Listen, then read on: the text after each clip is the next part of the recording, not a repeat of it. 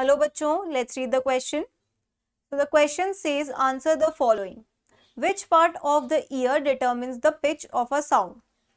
हमें बताना है कि साउंड की पिच को कौन सा पार्ट ऑफ ईयर है जो परसीव करता है. तो एक्चुअली हमारा इनर ईयर होता है जो हमारा बेसिकली काम करता है बैलेंसिंग और हियरिंग में.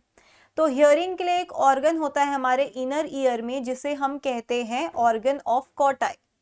ठीक है, तो ऑर्गन ऑफ कॉटाई का ही काम होता है हमारे पिच ऑफ साउंड को परसीव करना. सो फर्स्ट क्वेश्चन का आंसर है हमारा ऑर्गन ऑफ कॉटाई. ये ऑर्गन ऑफ कॉटाई एक्चुअली हमारे इनर ईयर के कॉक्लिया में प्रेजेंट होता है. कॉक्लिया इनर ईयर का कॉइल लाइक स्ट्रक्चर होता है जिसमें हमारा ऑर्गन ऑफ कॉटाई प्रेजेंट है. Second part of the question asks which part of the human brain is most developed. Now हमारे ब्रेन के 3 रीजन्स है, forebrain, midbrain and hindbrain. जो forebrain है उसका सबसे लार्जेस्ट पार्ट है हमारा cerebrum. Cerebrum is the most developed part of our brain due to 2 reasons. First कि वो सबसे ज़्यादा स्पेस ऑक्यूपाई करता है.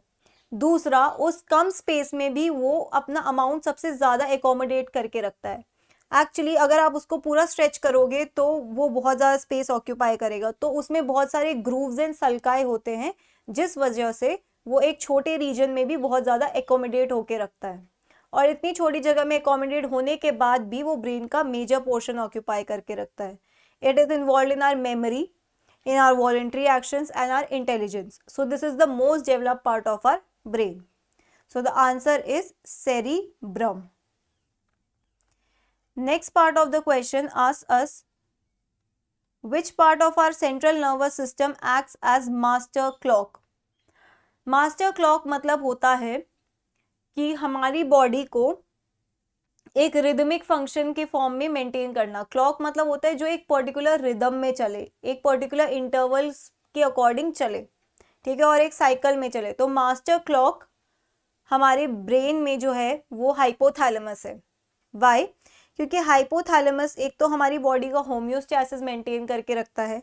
It is a master of master gland, मतलब हमारी बॉडी में जो मास्टर ग्लैंड है पिट्यूटरी, उसको भी कंट्रोल करता है हमारा हाइपोथैलेमस.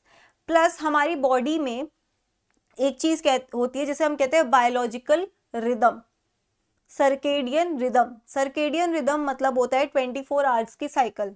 हमारे ब्रेन को कैसे पता चलता है कि एक ये मॉर्निंग हो गई है कि नाइट हो गई है? एक तो एक्सटर्नल क्यूज से होता है कि सनलाइट से. दूसरा, हमारी बॉडी एक 24 आवर्स साइकिल के फॉर्म में चलती है जिसे कंट्रोल करता है हाइपोथैलेमस. इसीलिए हम कहते हैं इसे master clock. So the answer is hypothalamus. So that's it for the question. I hope you understood it well. Best of luck.